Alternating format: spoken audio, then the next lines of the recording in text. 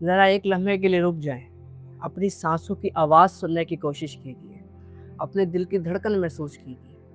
اب اپنی نگاہ آسمان کی طرف اٹھائیے، وہی آسمان جو ہزاروں برس پہلے حضرت آدم علیہ السلام نے دیکھا تھا، جسے انبیاء کرام علیہ السلام نے دیکھا، جسے بادشاہوں، فلسفیوں، سائنسدانوں اور دنیا کے ہر تہذیب کے ہر انسان نے دیکھا۔ لاکھوں نہیں، اربوں ستاروں سے بھرا ہوا یہ آسمان آج بھی انسان سے ایک ہی سوال پوچھتا ہے: آخر یہ سب کس نے بنایا؟ یہ سوال صرف آپ کا نہیں، یہ سوال پوری انسانیت کا ہے۔ ہزاروں سالوں سے انسان اس سوال کا جواب تلاش کر رہا ہے: کیا یہ پوری کائنات محض اتفاق سے وجود میں آ گئی، یا اس کے پیچھے ایک ایسی ہستی موجود ہے جس کی قدرت، حکمت اور علم نے ہر چیز کو ایک خاص مقصد کے تحت تخلیق کیا؟ اس وقت جب آپ یہ ویڈیو دیکھ رہے ہیں، آپ کے جسم کے اندر ایک ایسی دنیا سرگرم ہے جس کا تصور بھی حیران کر دیتا ہے۔ آپ کے جسم میں تقریباً 37 ٹریلین خلیے مسلسل کام کر رہے ہیں۔ ہر لمحہ لاکھوں خلیے ختم ہو رہے ہیں، جبکہ لاکھوں نئے خلیے ان کی جگہ لے رہے ہیں۔ آپ کا دل ایک لمحے کے لیے بھی رکے بغیر دن رات دھڑک رہا ہے۔ صرف ایک دن میں یہ تقریباً 1,00,000 مرتبہ دھڑکتا ہے، اور اگر انسان 70 سال زندہ رہتا ہے تو اس کا دل تقریباً 2.5 ارب مرتبہ دھڑک چکا ہوگا۔ حیرت کی بات یہ ہے کہ اس پورے عمل کے لیے آپ کو کچھ بھی نہیں کرنا پڑتا۔ آپ سو رہے ہو یا جاگ رہے ہو، ہنس رہے ہو یا رو رہے ہو، آپ کا دل مسلسل اپنا کام انجام دیتا رہتا ہے۔ پھر ذرا اپنے دماغ کے بارے میں سوچئے۔ یہ کائنات کی معلوم پیچیدہ ترین ساختوں میں سے ایک ہے۔ تقریباً 86 ارب نیورونز ایک دوسرے سے کھربوں رابطے قائم کرتے ہیں۔ ہر لمحہ آپ سوچتے ہیں، فیصلہ کرتے ہیں، یاد رکھتے ہیں، خواب دیکھتے ہیں، اور یہ سب چند ملی سیکنڈ میں ہو جاتا ہے۔ اب ذرا اپنی آنکھوں پر غور کیجیے۔ روشنی آنکھ میں داخل ہوتی ہے، ریٹینا اسے برقی سگنل میں تبدیل کرتے ہیں، یہ سگنلز دماغ تک پہنچتے ہیں، اور دماغ ایک لمحے سے بھی کم وقت میں پوری تصویر تیار کر دیتا ہے۔ یہ ایک ایسا عمل ہے جسے آج کی جدید ترین کمپیوٹر ٹیکنالوجی بھی مکمل طور پر نقل نہیں کر سکی۔ اگر ایک انسان کے جسم میں موجود تمام ڈی این اے کو سیدھا پھیلایا جائے تو اس کی لمبائی سورج تک کئی مرتبہ آنے جانے کے برابر ہو سکتی ہے۔ صرف ایک ننھا سا خلیہ اپنے اندر اتنی معلومات محفوظ رکھتا ہے کہ اگر اسے کتابوں میں لکھا جائے تو ہزاروں جلدیں بن جائیں۔ سوال یہ ہے، یہ حیرت انگیز معلومات آخر آئی کہاں سے؟ فرض کریں آپ ایک وسیع صحرا میں چل رہے ہیں، اور اچانک آپ کو زمین پر حروف نظر آتے ہیں جو بالکل درست ترتیب کے ساتھ مل کر ایک مکمل جملہ بنا رہے ہیں، جیسے کوئی واضح ایک پیغام۔ کیا آپ یہ مانیں گے کہ یہ حروف صرف ہوا کے جھونکوں سے اتفاقاً اس ترتیب میں آ گئے؟ یقیناً نہیں۔ ایک عقل مند انسان فوراً سمجھے گا کہ کسی نے انہیں ترتیب دیا ہے۔ اگر چند حروف خود بخود ایک معنی خیز جملہ نہیں بنا سکتے تو پھر کھربوں خلیوں میں موجود یہ حیرت انگیز معلوماتی نظام اتفاق سے کیسے وجود میں آ سکتا ہے؟ اب اپنے جسم سے باہر نکل کر پوری کائنات پر غور کریں۔ زمین اپنے محور پر تقریباً 1600 کلومیٹر فی گھنٹے کی رفتار سے گھوم رہی ہے۔ اس وقت یہ سورج کے گرد تقریباً 1,08,000 کلومیٹر کے گھنٹے کی رفتار سے سفر کر رہی ہے۔ سورج خود ہمارے کہکشاؤں میں لاکھوں کلومیٹر فی گھنٹے کی رفتار سے حرکت کر رہا ہے، اور ہمارے پورے کہکشاؤں میں مسلسل سفر ہو رہا ہے۔ حیرت کی بات یہ ہے کہ اس حیران کن رفتار کے باوجود ہمیں نہ کوئی جھٹکا محسوس ہوتا ہے، نہ ہی بے ترتیبی۔ ہر چیز ایک خاص نظم کے ساتھ چل رہی ہے۔ سورج ذرا زمین کے قریب آ جائے تو زندگی جل جائے، تھوڑا سا دور چلا جائے تو برف بن جائے۔ زمین کی فضا میں آکسیجن کا تناسب اگر بہت کم ہو جائے تو زندگی ممکن نہ رہے، اگر بہت زیادہ ہو جائے تو معمولی چنگاری بھی ہر چیز کو آگ لگا سکتی ہے۔ پانی اپنی منفرد خصوصیت کی وجہ سے زندگی کو ممکن بناتا ہے۔ کشش ثقل مناسب حد میں ہے، چاند کا فاصلہ مناسب ہے، زمین کا جھکاؤ مناسب ہے۔ گویا کائنات کے بے شمار عوامل ایک دوسرے کے ساتھ نہایت باریک توازن میں بندھے ہوئے ہیں۔ یہ سب دیکھ کر ایک سوال پھر سامنے آتا ہے: کیا واقعی یہ سب محض اتفاق ہے، یا اس کے پیچھے ایک ایسی حکمت کار فرما ہے جس نے ہر چیز کو ایک خاص اندازے کے ساتھ پیدا کیا؟ قرآن اسی حقیقت کو کچھ اس طرح بیان فرماتا ہے: بے شک ہم نے ہر چیز کو اندازے سے بنایا ہے۔ یہ سوال نیا نہیں ہے، آج سے ہزاروں سال پہلے بھی انسان یہی سوال پوچھ رہا تھا: ہمیں کس نے پیدا کیا، اور کیا اس پوری کائنات کا کوئی مقصد ہے؟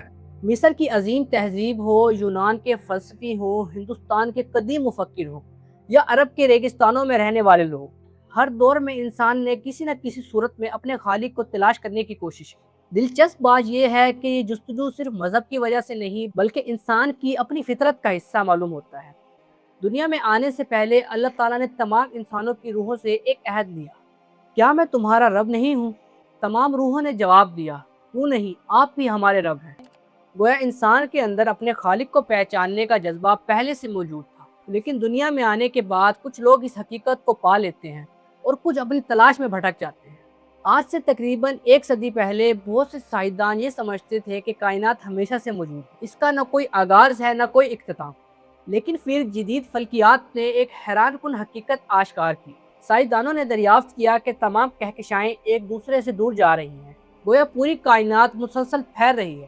اگر وقت کو الٹا چلایا جائے تو یہ تمام مادہ، توانائی، وقت اور مکان ایک انتہائی چھوٹے اور بےحد کثیف حالت میں جمع ہو جاتے ہیں۔ اسی نظریے کو آج بگ بینگ تھیوری کہا جاتا ہے۔ یعنی سائنس یہ بتاتی ہے کہ کائنات ہمیشہ سے موجود نہیں تھی، بلکہ اس کا ایک آغاز تھا۔ لیکن یہاں ایک بنیادی سوال پیدا ہوتا ہے، اگر کائنات کی ابتدا ہوئی تو اس ابتدا کا سبب کیا تھا؟ یہاں قرآن ایک حیرت انگیز سوال اٹھاتا ہے، کیا یہ لوگ بغیر کسی پیدا کرنے والے کے خود ہی پیدا ہو گئے، یا یہ خود اپنے خالق ہیں؟ یہ آیات 3 امکانات پیش کرتی ہے۔ پہلا یہ کہ یہ کائنات بغیر کسی سبب کے خود بخود وجود میں آ گئی۔ دوسرا یہ کہ کائنات نے خود اپنے آپ کو پیدا کیا۔ تیسرا یہ کہ کسی خالق نے اسے پیدا کی۔ پہلے 2 امکانات عقل قبول نہیں کرتی، اسی لیے تیسرا امکان سب سے معقول معلوم ہوتا ہے۔ اب ایک اور حیرت انگیز حقیقت پر غور کیجیے۔ فرض کریں آپ ایک کمرے میں داخل ہوتے ہیں، وہاں ہر چیز اپنی جگہ پر موجود ہے، گھڑی درست وقت بتا رہی ہے، روشنی مناسب ہے، درجہ حرارت بالکل متوازن ہے، ہر چیز نہایت ترتیب سے رکھی ہوئی ہے۔ کیا آپ کہیں گے کہ یہ سب کچھ اچانک خود بخود ہو گیا؟ یقیناً نہیں، کیونکہ ترتیب ہمیشہ کسی ترتیب دینے والے کی طرف اشارہ کرتی ہے۔ بالکل اسی طرح ہماری کائنات بھی ایک حیرت انگیز توازن پر قائم ہے۔ اگر کشش ثقل معمولی سی بھی زیادہ ہوتی تو ستارے بہت جلد اپنے ہی وزن سے ٹوٹ جاتے، اگر یہ تھوڑی سی کم ہوتی تو ستارے بنتے ہی نہیں۔ اگر اسٹرانگ نیوکلیر فورس میں معمولی سا فرق آ جاتا تو ایٹم وجود میں نہ آتے، اگر الیکٹرون کا وزن مختلف ہوتا تو کیمیا ممکن نہ رہتی، اگر کائنات کے پھیلنے کی رفتار ذرا سی مختلف ہوتی تو یا تو یہ پوری کائنات فوراً سکڑ جاتی یا پھر ستارے اور کہکشاں کبھی وجود میں نہ آتے۔ یہ تمام عوامل اس قدر نازک توازن میں ہیں کہ سائنسدان اسے فائن ٹیوننگ کہتے ہیں۔ زمین سورج سے تقریباً اتنے فاصلے پر ہے کہ یہاں پانی مائع حالت میں موجود ہے، اگر یہ تھوڑی سی قریب ہوتی تو سمندر بھاپ بن جاتے، اور اگر یہ تھوڑی سی دور ہوتی تو پوری زمین برف میں تبدیل ہو جاتی۔ زمین کا جھکاؤ تقریباً 23.5 درجے ہے۔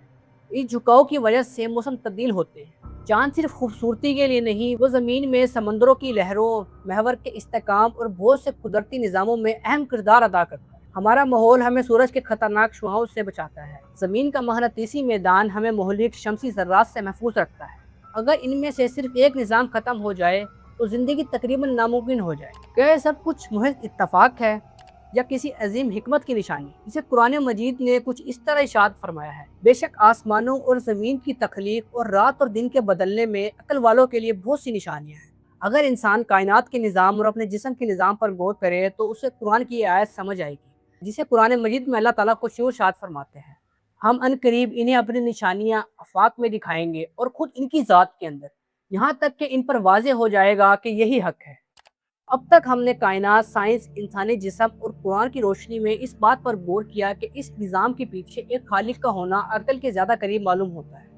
لیکن جیسے ہی خدا کے وجود کی بات آتی ہے، ایک سوال تقریباً ہر دور میں اٹھایا جاتا ہے، اگر ہر چیز کو اللہ نے پیدا کیا ہے تو پھر اللہ کو کس نے پیدا کیا؟ پہلی نظر میں یہ سوال بہت منطقی محسوس ہوتا ہے، لیکن جب ہم اس کو گہرائی سے غور کرتے ہیں تو معلوم ہوتا ہے کہ یہ سوال ایک ایسے مقروضے پر قائم ہے جو ابتدا سے ہی درست نہیں، کیونکہ یہ سوال اس وقت درست ہوتا جب اللہ تعالیٰ ہماری طرح ایک مخلوق ہوتے، لیکن اللہ تعالیٰ خالق ہے، مخلوق نہیں۔ وہ ہستی جس نے وقت پیدا کیا، جس نے مکان پیدا کیا، جس نے مادہ پیدا کیا اور جس نے کائنات کے تمام قوانین وجود میں لائے۔ جو ہستی وقت اور کائنات سے پہلے موجود ہو، اس پر وقت کے قوانین لاگو ہی نہیں ہو سکتے۔ ذرا ایک مثال پر غور کیجیے۔ فرض کریں ایک مصنف نے ایک ناول لکھا، اس ناول کے اندر ایک پوری دنیا آباد ہے، اس دنیا کے کردار وقت کے اندر رہتے ہیں، وہ صبح، دوپہر اور رات کا تجربہ کرتی ہیں، لیکن کیا وہ کردار یہ سوال پوچھ سکتے ہیں کہ اس مصنف کی عمر اس ناول کے اندر کتنی ہے؟ نہیں، کیونکہ مصنف خود اس کہانی کا حصہ نہیں، وہ اس سے باہر موجود ہے۔ اسی طرح اللہ پوری کائنات کا خالق ہے تو وہ خود اس کائنات کے قوانین کا پابند نہیں۔ اس حقیقت کو قرآن انتہائی مختصر مگر جامع انداز میں بیان کرتا ہے۔ اس طرح اللہ تعالیٰ نے ارشاد فرمایا، قل هو اللہ احد کہہ دیجئے اللہ ایک ہے، اللہ الصمد سب سے بے نیاز ہے، لم یلد ولم یولد نہ وہ کسی کی اولاد ہے اور نہ کسی سے پیدا ہوا، ولم يكن له كفوا أحد. اور نہ ہی کوئی اس کا ہمسر ہے۔ یہی اسلام کا بنیادی عقیدہ ہے۔ اگر ہم یہ فرض کر لیں کہ نعوذ باللہ اللہ کو بھی کسی نے پیدا کیا، تو پھر فوراً ایک نیا سوال پیدا ہوگا، اس پیدا کرنے والے کو کس نے پیدا کیا، اور پھر اسے کس نے پیدا کیا، پھر اس کے خالق کو کس نے پیدا کیا۔ اس طرح سوالات کا سلسلہ کبھی ختم نہیں ہوگا۔ اس لیے عقل اس نتیجے پر پہنچتی ہے کہ آخرکار ایک ایسی ہستی کا ہونا ضروری ہے جو خود کسی کی پیدا کی ہوئی نہ ہو، بلکہ ہر چیز کا آغاز اسی سے ہوتا۔ کچھ لوگ پوچھتے ہیں اگر خدا موجود ہے تو دنیا میں ظلم کیوں ہے؟ شاید خدا کے وجود کے بعد سب سے زیادہ پوچھا جانے والا سوال یہ ہے کہ دنیا میں اتنا ظلم کیوں ہے؟ بچے بیمار کیوں ہوتے ہیں؟ زلزلے کیوں آتے ہیں؟ جنگیں کیوں ہوتی ہیں؟ نیک لوگوں پر مصیبتیں کیوں آتی ہیں؟ اگر خدا واقعی قادر مطلق ہے تو وہ سب ہونے کیوں دیتا ہے؟ یہ سوال ہزاروں سال سے انسان کو پریشان کرتا آیا ہے، لیکن اس سوال کا جواب دینے سے پہلے ایک اور سوال ضروری ہے۔ کیا ہم نے کبھی یہ سوچا کہ دنیا آخر ہے؟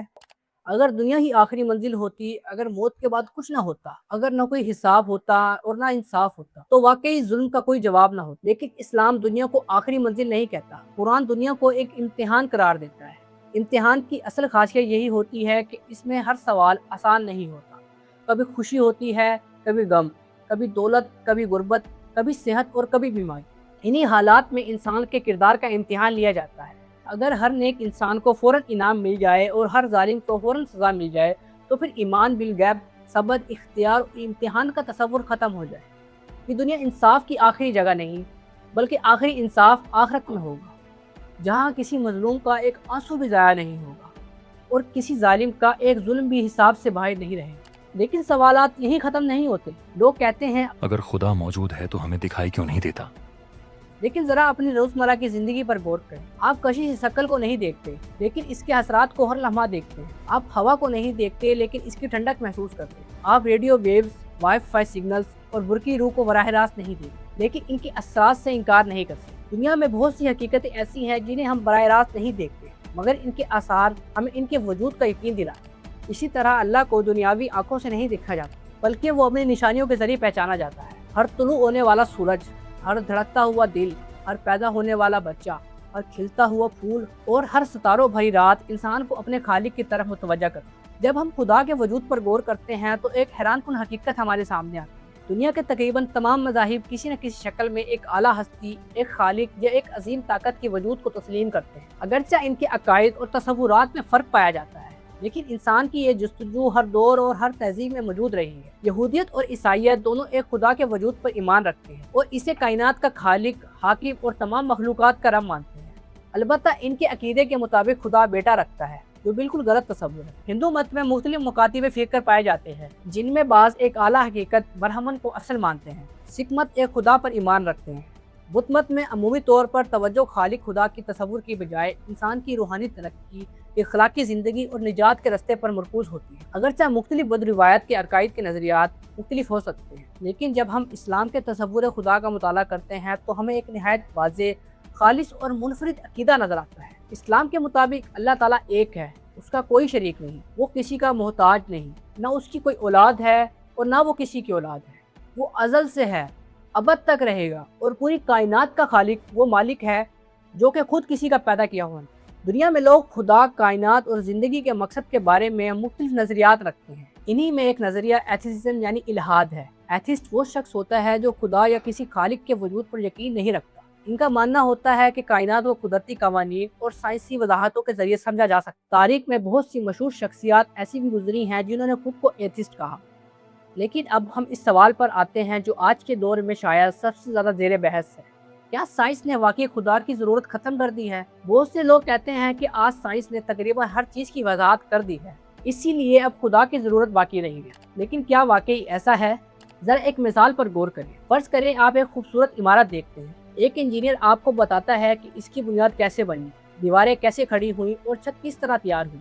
کیا اس کی وضاحت یہ ثابت کر سکتی ہے کہ اس عمارت کا کوئی معمار نہیں ہے؟ ہرگز نہیں، کیونکہ ہاؤ کی وضاحت ہو کا جواب نہیں ہوتی۔ بالکل اسی طرح سائنس ہمیں بتاتی ہے کہ بارش کیسے ہوتی ہے، ستارے کیسے بنتے ہیں، انسانی جسم کیسے کام کرتا ہے، یا کائنات کیسے پھیل رہی ہے۔ لیکن سائنس یہ سوال نہیں پوچھتی کہ یہ قوانین آئے کہاں سے، یہ نظام وجود میں کیوں آیا۔ یہ وہ سوالات ہیں جن پر فلسفہ اور مذہب گفتگو کرتے ہیں۔ کچھ لوگ کہتے ہیں کہ انسان نے خوف، تنہائی یا قدرتی آفت کی وجہ سے خدا کا تصور بنا لیا، لیکن ایک سوال یہاں بھی پیدا ہوتا ہے، اگر انسان نے خدا کا تصور خود بنایا تو تقریباً ہر تہذیب، ہر دور اور ہر خطے میں کسی نہ کسی شکل میں ایک اعلیٰ ہستی کا تصور کیوں پایا جاتا ہے؟ یہ صرف ایک اتفاق ہے یا پھر اس بات کی علامت ہے کہ انسان کی فطرت میں اپنے خالق کی تلاش پہلے سے موجود ہے؟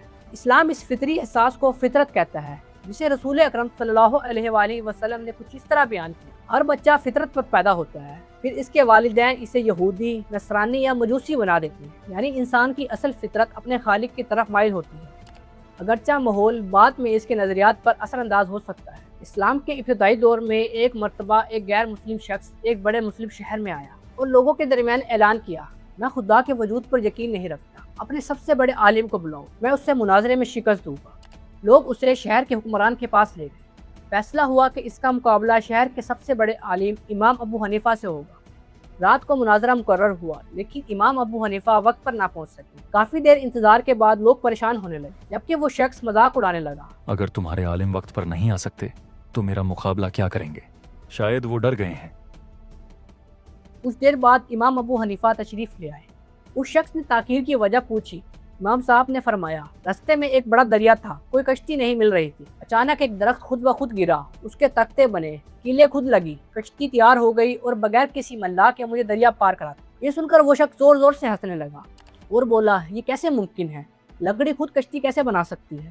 امام ابو حنیفہ نے فرمایا: جب تم ایک چھوٹی سی کشتی کو بغیر بنانے والے کے وجود کے یقین نہیں کر سکتے تو پھر یہ پوری کائنات، سورج، چاند، زمین، آسمان اور زندگی خود بخود کیسے وجود میں آ سکتی ہے؟ یہ سن کر وہ شخص خاموش ہو گیا، کیونکہ اگر ایک چھوٹی چیز کے لیے خالق ضروری ہے تو اتنی عظیم کائنات کے لیے خالق کا ہونا زیادہ قابل غور ہے۔